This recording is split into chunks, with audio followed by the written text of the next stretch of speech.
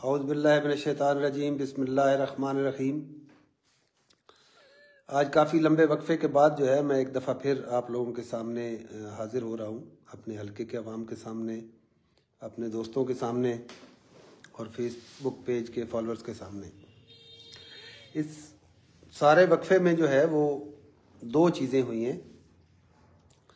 एक लिल्लाह Jhelum dual carriage way था जिसके ऊपर उलमा ने बहुत मेहनत की, कोशिश की और तहसील भर के लोगों को, हल्का भर के लोगों को इकट्ठा किया। पहले प्रेस क्लब इस्लामाबाद में जाके एहतजाज किया, फिर तहसील लेवल पे मुख्तलिफ़ जगहों पे एहतजाज किया और उनकी कोशिश से यकीनन बहुत फ़र्क पड़ा और अभी काम जो है वो तौबा के करीब जारी हो गया है। लेकिन एक बात इसमें यह है कि वो जो फंड्स रखे गए थे 1 अरब 80 करोड़, वो फंड जो है वो अभी रिलीज़ होना शुरू हो गए हैं। तो बंदा नाचीज़ भी उलमा के साथ हर जगह पे हाजिर, और उसके अलावा यकीनन फ़ंड वही रिलीज़ हुए हैं जो फ़ंड हमने उस वक्त रखवाए थे, जिनका दावा हमने किया था। हमारे अलावा अगर ये कोई दावा करता है तो उसकी दलील के तौर पर मैं ये कहूँगा कि वो ये करें कि 1 अरब 80 करोड़ और 1 रुपया ले आएँ, या 1 अरब 80 करोड़ में से 1 रुपया कम करवा दे, तो हम यकीनन मान जाएंगे कि ये फंड्स जो हैं उन्होंने रिलीज़ कराए हैं।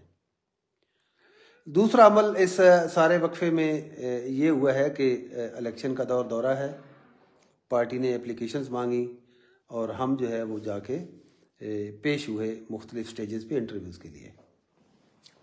तो ज़िला हेडक्वार्टर में जेलम में इंटरव्यूज़ हुए, उसके बाद डिवीजनल हेडक्वार्टर में इंटरव्यूज़ हुए और उसके बाद पार्टी की क़यादत के सामने इंटरव्यूज़ हुए। तो इसमें मेरा एक दावा है कि जेलम के इंटरव्यूज़ में भी आपकी बात, हल्के की बात, अवाम की बात, तहसील की तबाही और बर्बादी की बात सिर्फ मैंने की, और उसको हमारे कुछ दोस्तों ने नेगेटिवली पेश किया पार्टी की क़यादत के सामने कि ये पार्टी के ऊपर तनकीद करते हैं। तो भाई, हम पार्टी पे तनकीद नहीं करते, ना वो अशखास पार्टी हैं जिनकी नाअहली की वजह से ये सारा कुछ हुआ है। पार्टी पाकिस्तान मुस्लिम लीग नून है, वोट हमने दिए, लेकिन हमने गलत लोगों को वोट दिए, पार्टी ने गलत लोगों को नॉमिनेट किया। तो यही हमारा रोना है, वरना ये तहसील खंडरात का मंजर क्यों पेश करती। फिर सेकंड टाइम जो इंटरव्यूज़ हुए वो ज़रा रिकॉर्डेड नहीं है, लेकिन हमारे जो MPA साहब हैं सिटिंग, ये वहाँ पे थे, इनको मालूम है और यकीनन ये दयानतदारी से गवाही देंगे कि वहाँ पे भी मैंने तहसील का रोना रोया। और फिर फाइनल स्टेज पे तो आखिर हो गई, जब मैंने रोना शुरू किया, आपका रोना, तहसील का रोना, हमारा रोना, तो बड़े मियाँ साहब ने कहा कि क्या आपके हालात सिंध से भी बुरे हैं? तो मेरा जवाब ये था कि सर, हमारे हालात बलूचिस्तान से भी बुरे हैं।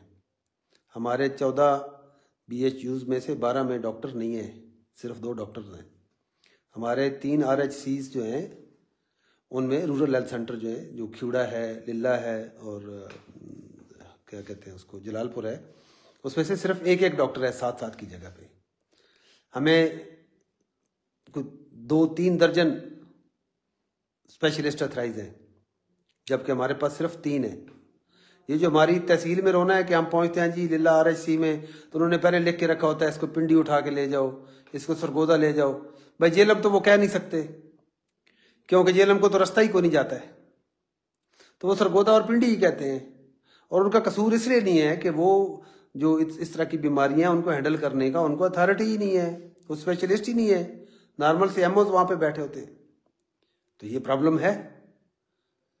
तो ये प्रॉब्लम जब मैंने हाईलाइट किया तो मियाँ साहब ने पूछा कि भाई, आपके सिंध से भी हालात ख़राब है। जब उनको बताया कि भाई मैं तो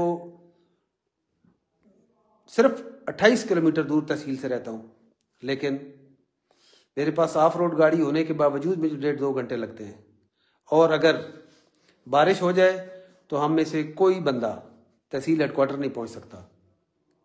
तो सर, हमारे हालात पे रहम करें, हमारे हालात पे रहम करें। तो मुझे ये फ़ख्र है कि आपकी बात, तहसील की बात, हल्के की बात हर जगह पे मैंने की है, और मुझे यकीन है कि वो बात सुनी गई है।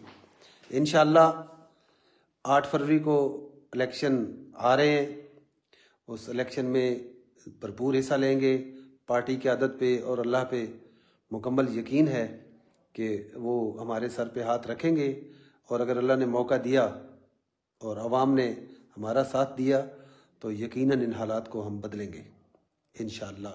वस्सलाम।